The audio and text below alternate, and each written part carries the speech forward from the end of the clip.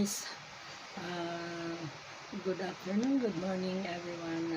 This is Bilishan again. Meron lang akong ipapakita sa inyo guys. My video for today is maglalagay ako ng polygel sa aking kamay na ako mismo ang gagawa para sa aking sarili, para alam ko kung anong fit ng sa aking kamay at gaano ka tibay. So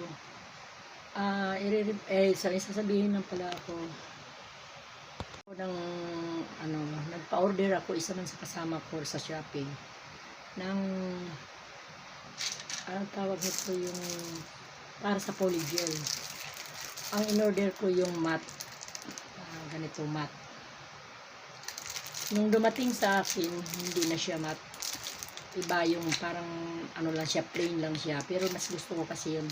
Ang akala kasi niya, hindi ko alam kung anong klase yung niya binigay sa akin.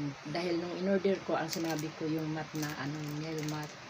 Yung kasi mas mabilis ngayon nung dumating sa akin, ang binigay ito.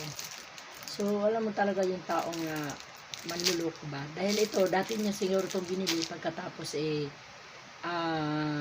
hindi niya nagustuhan ito yung pinasa niya sa akin, pero yung in-order ko nasa kanya. Anyway, hindi naman niya ikayayaman yung ginawa niya sa akin dahil ang taong manluloko walang tawag noon, hindi aasinso sa kanyang ginagawa. So tinanggap ko lang ito, kaya itatry ko siya kung maganda ito gamitin, dahil may ibang klase kasi nito So ayan guys, subukan natin ngayon sa kamay ko. Ilalagay ko, ako lang ang magagawa para titignan ko kung gaano siya katibay. So hintayin ninyo ang magiging resulta sa ginagawa ko ngayon So ayan, ito yung klaseng binigay sa akin.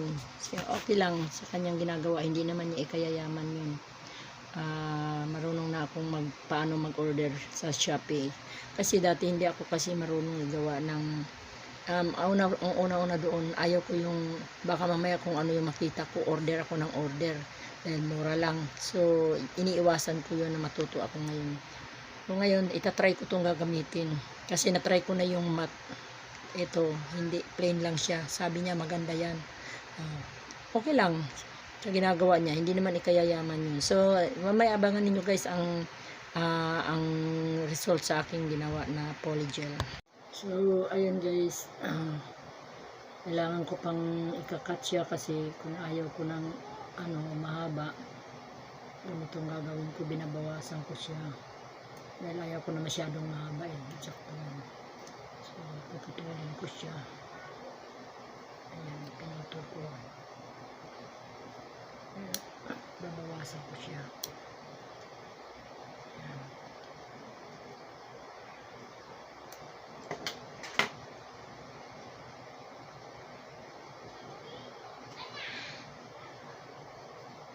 So abangan natin mamaya guys na tapos itong aking ginagawa. Magpo-form iano ko muna, pagkatapos ini-nail file siya para pantay sa hindi siya. Abangan ninyo mamaya guys pagka ng finished product. So ayan guys, tapos na yung aking ginawa na nail polygel. Nagtitry lang ako sa kamay ko. So ito na yung finished product namin. So ayan, tapos na siya. Polygel. Hindi ko makuhanan yung sabay-sabay ng kamay ko.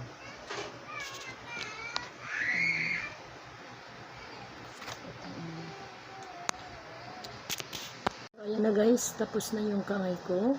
Ginawa kong polygel. Maraming salamat sa inyong panonood. This is Bilishan again. Sasabing magpabayaan ng sarili, laging pangalaman para always beauty like my nails today. So thank you guys. Please like and share my video. Press the button for the notification and watch for another video. Bye bye guys. This is Bilishan again. This is my polygel, sariling gawa. Yan. Thank you. Comment below kung nagugustuhan ninyo. Bye bye guys.